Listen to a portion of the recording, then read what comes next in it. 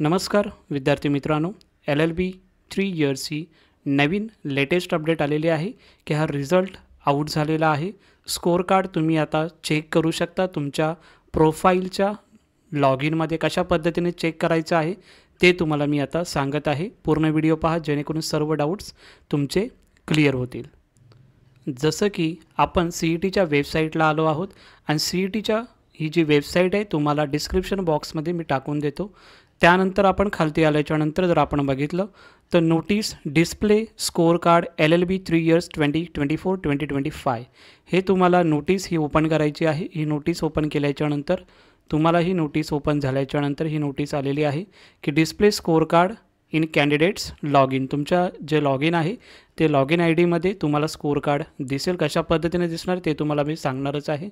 12 मार्च ते 13 मार्च 2024 रोजी जी आपल्या एक्झामिनेशन झाली होती CETची त्याचं स्कोर कार्ड आता अवेलेबल झालेलं आहे कॅन्डिडेट लॉग इनमध्ये।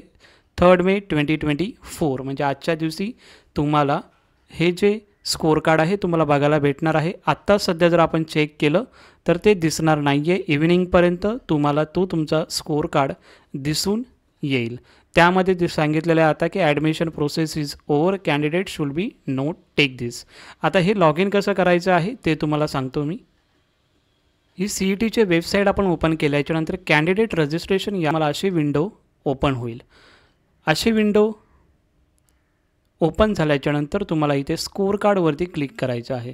स्कोर कार्डवरती क्लिक केल्याच्यानंतर डाऊन साईडला हे जे UG लिहिलेलं आहे तिथे तुमचं स्कोर कार्ड हा येऊन जाईल। सध्या स्कोर कार्ड आलेलं नाही आहे पण CETने अपडेट दिलेली आहे की इव्हिनिंगपर्यंत तुम्हाला तुमचे स्कोर कार्ड आज तुम्हाला भेटून जातील। ठीक आहे, ही इम्पॉर्टंट अपडेट होती, तुम्हाला द्यायचं होतं त्यासाठी हा व्हिडिओ बनवलेला आहे। खूप विद्यार्थ्यांचा प्रश्न येत होता की रिझल्ट कधी लागणार आहे CETचा 3 इयर्सचा। तो आता रिझल्ट लागलेला आहे।